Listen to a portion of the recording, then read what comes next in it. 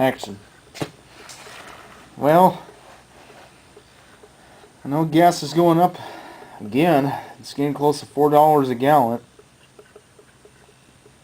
Tell you, it's starting to feel like 2008 all over again when gas where I live was a $4.25 per gallon.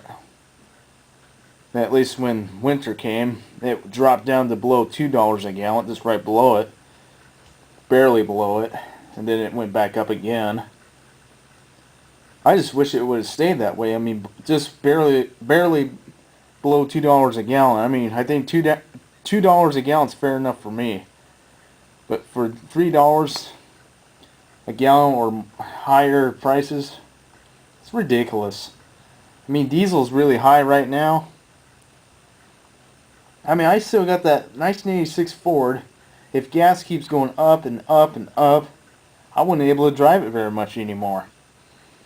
And it's a shame, too. A lot of people are hurting. I just wish they'd quit screwing us over with this high oil price bullshit and all that stuff, and lower the damn gas prices for freak's sakes. Gosh, just getting sick of it.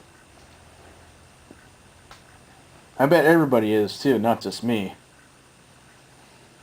Even if I had $5 million, I would still hate the gas prices. Even if I wouldn't care because I would have the money, but still, I mean, if I would start to get broke again like I am now, I don't have much cash left. Actually, I don't have hardly any at all because of gas prices and, of course, my bills. And, of course, get me another saw because I needed one. Of course, the farm boss was right in front of you there. Well, I don't know. All I can say is it's ridiculous the way how gas prices are. I mean, even complaining may not help, but I figure I express an opinion about it. I bet almost the entire United States plus the other countries here in the world would agree with me about the gas prices. I mean, even if gas went up to $20 a gallon, I would still hate to stop driving my Ford F-150. I mean, that's been the best truck I ever had so far. Yeah, that's my first truck too. I mean, I had to do regular maintenance and, of course, change the master cylinder and regular tune-up stuff, even oil changes, spark plugs, and cap rotor plug wires. Right now, the old beast is idling really rough when it's cold, or when it's just idling, like if I'm not pushing on the gas.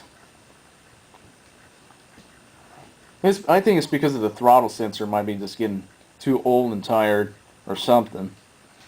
Or maybe the brain box is about due for a change. But I refuse to give it up.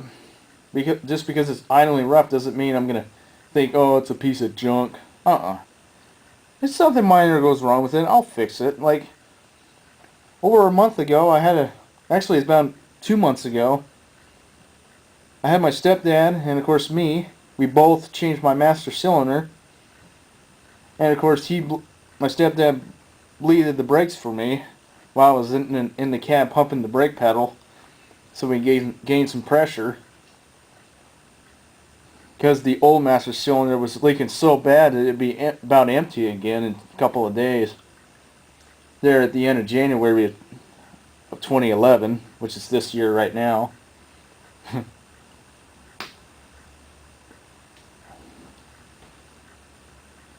Yep. I don't know. Like I say, even gas went up 20 bucks a gallon. I still refuse to give up that truck. But I know one truck I always wanted the most, including my stepdad. We both want one, and that's a 1985 Toyota 4x4. And I heard 1985 was the last year of the solid front axle. I mean the straight axle, and from there on was them stupid CV joints, which I don't like. Maybe on a quad's okay, but on a truck, no thanks. I know GM's got them too for from the 90s all the way up to today. Oh well, they can manufacture whatever the heck they want. I know Chrysler and Ford Motors still makes a solid front axle for the Dodge and Ford trucks. I don't know.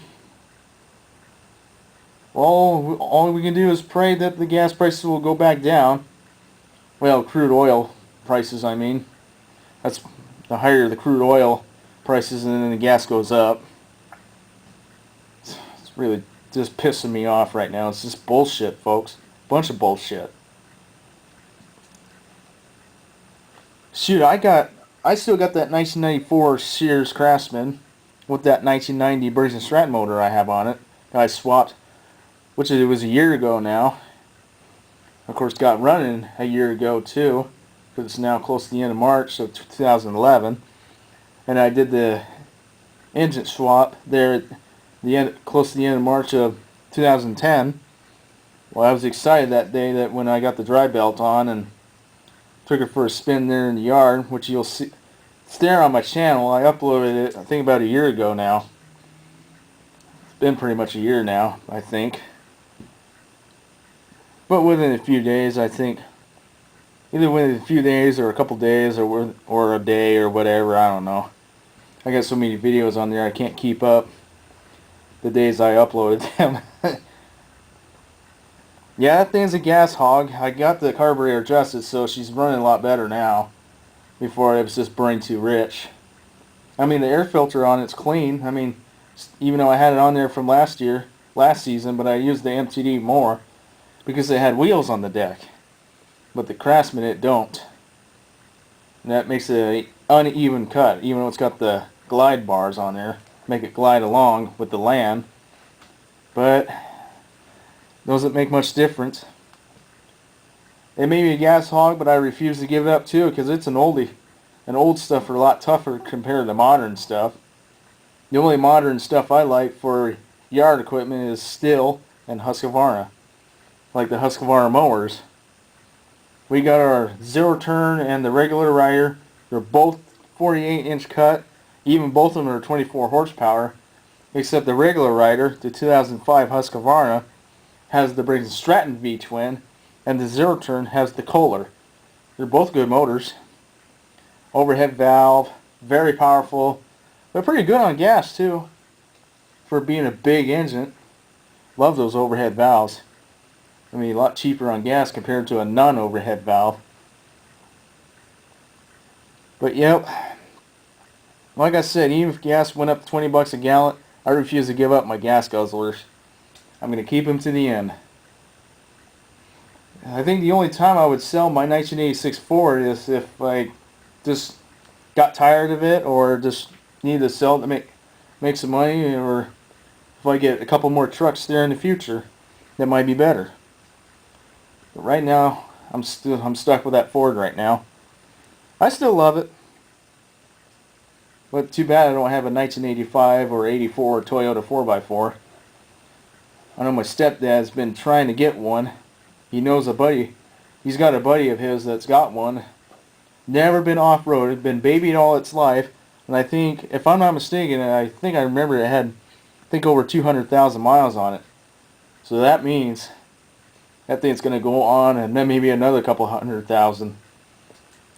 It needs some minor work, tune-up and stuff. But other than that, it should be a good driving around rig. Good weekend driver rig, or a daily driver. Pretty much a daily driver because of the way how gas costs.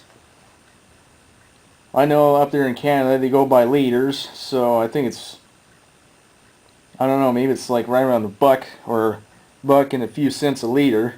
But here in the US we go by gallons. So yeah, it's getting close to $4 a gallon, and it might finally reach up to $4 by summertime. That don't surprise me here, because it's getting very close, and which is bullshit. Because a lot of the poor folks are really hurting right now because of this bullshit gas prices. It's like 2008 all over again, in my opinion, when gas was over $4.25. Jeez. I bet a lot of rich folks wouldn't care because they have the money. Yeah, I understand that. But if I would ever win the lottery, I'll be out traveling a lot in the wintertime, no matter how high the gas prices is. 'Cause I also like traveling, but I don't do it very often because of gas.